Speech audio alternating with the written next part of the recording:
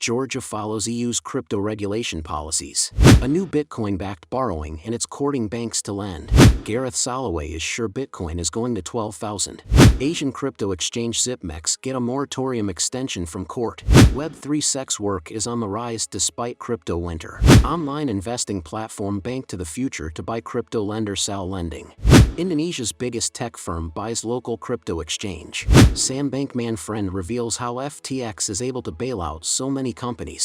Second round of layoffs at Brazilian crypto unicorn 2TM. Bengaluru-based crypto startup offering zero trading fees. Hello everyone and welcome to the Daily Crypto. We are back to bring you the latest market news and events, but before we get started, let's see where we are with the fear and index for today.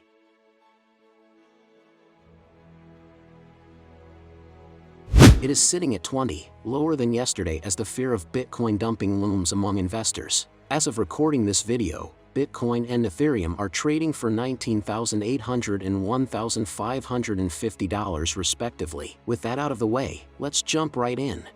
The government of Georgia is taking measures to update its cryptocurrency regulations so that it is in line with that of the European Union. They hope that this move will assist Georgia in becoming a hub for the global cryptocurrency industry, given the country's location at the crossroads of Europe and Asia. According to IXBT and News Georgia, Levon Davutashvili, the nation's Deputy Prime Minister and Minister of Economy and Sustainable Development, stated that a bundle of draft measures had already been delivered to Parliament. During the approaching parliamentary session in the fall, the minister was certain that these legislation would be passed, and that any proposed modifications to the law would receive the green light. The failure of major cryptocurrency lenders such as Celsius Network and Voyager Digital this summer may have had a chilling effect on the market. Nonetheless, Max K. Dunn claims that his new lending platform will be unique and has a chance of converting banks to a favorable attitude toward Bitcoin.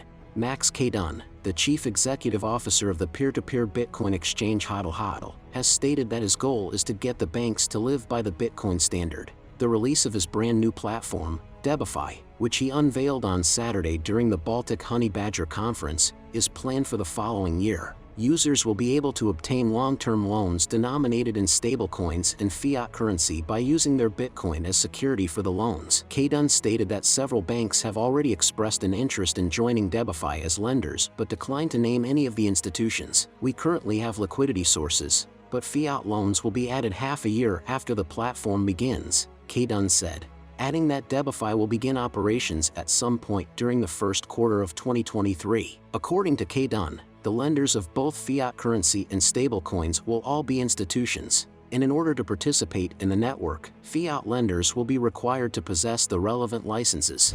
WeTrade, a cryptocurrency business based in Bengaluru, is providing its users with the opportunity to purchase and sell cryptocurrencies without incurring any trading costs. This feature is accessible to all of WeTrade's users for transactions as low as 100 rupees. WeTrade has done away with trading fees for all of the more than 50 cryptocurrencies that are offered on its platform. These cryptocurrencies include Bitcoin, Solana, and Ethereum. In addition, the company provides the most intuitive and user-friendly Know Your Customer experience possible while maintaining the highest possible levels of surveillance to protect its customers' assets. According to a press release, the platform also features an advanced auditing and tracing mechanism. This ensures that users can trade without fear and enjoy the benefits of the platform while still adhering to tax requirements. Prashant Kumar, founder and chief executive officer of WeTrade, made the following statement in response to the news. We not only offer zero trading fees, but we also help our consumers by allowing them enjoy the twin benefits of price appreciation and growing rewards. Our app's user interface delivers efficient and straightforward solutions across the user journey, such as a safe and speedy KYC,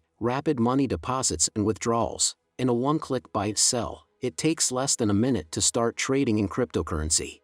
On Monday, the Singapore court granted the cryptocurrency trading platform Zipmex a reprieve by extending the moratorium term from its creditors by more than 3 months. This allowed Zipmex to catch its breath. The court decided to extend the temporary restraining order for all 5 of Zipmex's corporations until December 2nd. In addition, the judge ordered the exchange to hold a meeting in the format of a town hall with its customer and creditor base within the following month. During these sessions, a variety of topics, including, but not limited to, potential investments and access to Z-wallets will be discussed. Zipmex said in a statement that the Singapore court provided guidance regarding that within 1 month of today, the applicant group will hold a meeting in the format of a town hall with its existing customer and creditor base. At the very least, it will be explained in this town hall what the proceedings in Singapore mean for the creditors and customers, the state of proposed investments, the likelihood for the completeness of investors' proposals and how serious they are, and when customers will be able to access their Z-wallets. In addition, the proposed investments will be discussed. Polyani was a contributor to the content that was made for the mingling metaverse known as Datingverse. The website is the first in the world of cryptocurrency to offer a dating-to-earn feature, which enables users to cultivate ties with content producers while simultaneously earning tokens. Polyani began working on Datingverse in its early days in the hopes of directing it to become the most successful form of an adults-only environment that was desperately required on Web3. It was planned that there would be land that could be owned, NFTs, and a lively village. She explained, "The idea that they provided to me was a platform to explore a variety of different and unique sexual expressions. In other words, a gathering spot for the eccentric types who are drawn to the cryptocurrency market." One of her many potential sources of revenue, she planned to upload explicit personal images to the website at some point in the future, but nothing worked out as planned. She said that the website, which still lists her as one of its first 50 creators, made a lot of promises but didn't provide anything much in return. It appears that work has been stopped on the project. Sam Bankman-Fried reveals how he got the money to bail out failing crypto companies. When Bitcoin dropped below $20,000, there were many companies that were struggling to stay afloat as people were simply too scared to invest. Sam says that FTX has a cash reserve to use during times like these, and he bailed out multiple businesses in the crypto space. One of the most prominent acquisitions by FTX was BlockFi, which is a huge platform that lets users stake their crypto for a fixed return. BNK to the Future, an online investing platform, has reached an agreement to purchase Salt lending for an amount that has not been disclosed. This will allow users of the platform to borrow against the value of their cryptocurrency holdings at a time when other lenders, such as Celsius Network and Voyager Digital, have frozen withdrawals and are attempting to seek bankruptcy protection. The company, which provides its clients with the opportunity to invest in cryptocurrency companies, security tokens, and alternative financial products such as retirement plans centered around Bitcoin, has stated that it also intends to assist troubled lending platforms and the customers of those platforms. It declined to provide any other specifics. It has put out a bid for the reorganization of Celsius, a company in which it maintains a 5% share. According to some who are familiar with the situation, the company was rumored to have been interested in purchasing the loan book business of Celsius. After temporarily stopping customer withdrawals in June due to a liquidity issue brought on by the failure of the crypto hedge fund Three Arrows Capital, which was based in Singapore, Voyager sought legal protection from its creditors by filing for bankruptcy. Celsius subsequently did the same thing and cited severe market conditions. Another lender, BlockFi,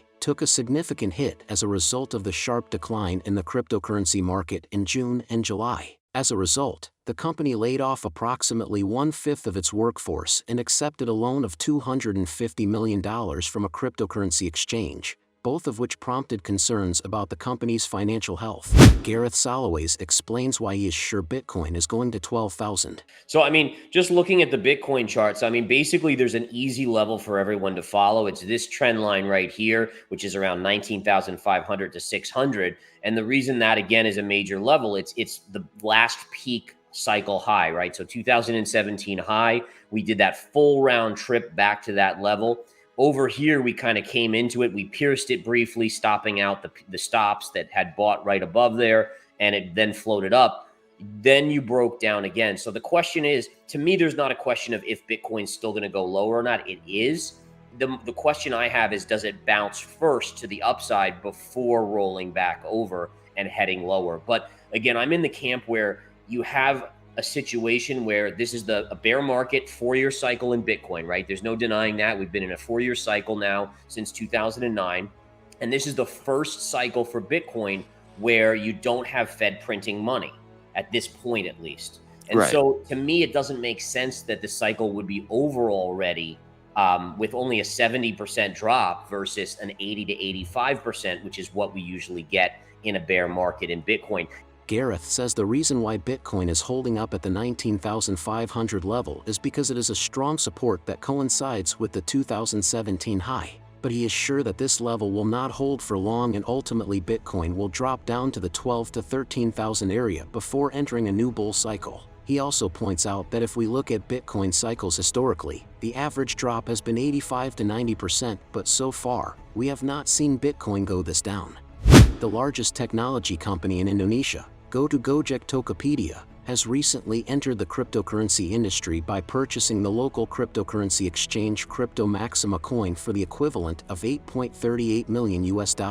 According to a statement that was sent to the Indonesian Stock Market Authority, Goto has acquired 100% of the Crypto Maxima coin shares for the price of 124.84 billion rupiah. This information was revealed by Reuters. In addition to these services, Goto also provides on-demand transportation, e-commerce, the delivery of food and groceries, and services related to finances and payments. After completing an initial public offering in April for more than $1 billion, the IT company is now entering the cryptocurrency market as part of its strategy to become a diverse money management hub. According to a report from Tech in Asia, the Indonesian Commodity Futures Trading Regulatory Agency, which is responsible for regulating cryptocurrency trading in the Southeast Asian nation of Indonesia, had stopped issuing registration certificates for cryptocurrency asset traders at the beginning of this month. On Thursday, 2TM, the holding company for Mercado Bitcoin, which is Brazil's largest cryptocurrency exchange by valuation, let go of approximately 100 people, which represents 15% of its total employment. The corporation issued a statement in which it noted that the current economic climate remains challenging. This is the second round of job layoffs that 2TM has implemented this summer. In June, the company let go of more than 80 employees. In a conversation with CoinDesk, the company also made notice of unbalanced competition, which describes the situation in which international cryptocurrency exchanges do not adhere to the same reporting and know your customer regulations as domestic players. The competitive environment remains deteriorated and unfair, lacking the approval of the legal framework for crypto activities, said 2TM. Players who follow the law are penalized by companies that ignore local rules. This is due to the lack of approval of the legal framework for crypto activities. A crypto measure that had previously been adopted by the local Senate in April has not been placed to a vote in Brazil's Chamber of Deputies.